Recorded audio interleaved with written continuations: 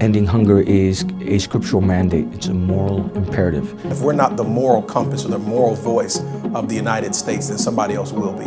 Wouldn't it be great to say that this was the century when hunger was ended? The availability of food is there.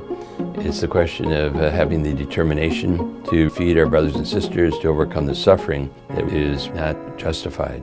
This unjustified suffering is all too real. For some, the lack of good nutrition means the difference between life and death.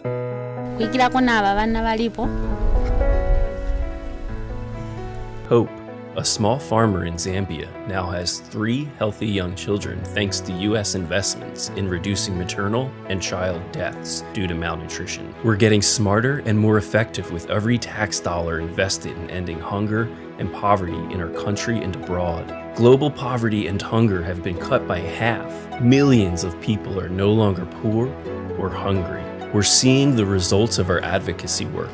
Our government is taking action. With the help of U.S. development investments, a Filipino farmer, Mercedita Cubar, is able to adapt to climate change, which is a growing threat to her crops. We saw that if we embrace the project, we will never lose. We will be at the great advantage. She's gone on to teach climate field schools, equipping her fellow farmers with the same knowledge and training she's gained. And safety net programs here in the U.S. have helped put food on the table for Barbie and her children.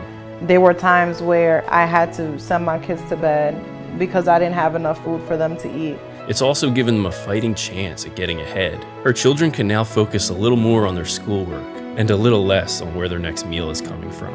This progress has been hard fought and we've had setbacks, but if we continue our progress at this rate, it may be possible we can end hunger by 2030. Not only do I believe that we can end hunger and homelessness and poverty, I know that we can. They did it in the early church. It's critical that we help our leaders decide how we spend our tax dollars. The progress made by small farmers like Mercedita and the lives changed like Hope and Barbie's children are just a few examples of smart investments that will make this world a better place. Yet these life-saving programs are under threat with sweeping changes as Congress negotiates our next federal budget. Investments in programs that have helped Hope, Mercedita, and Barbie could be drastically cut.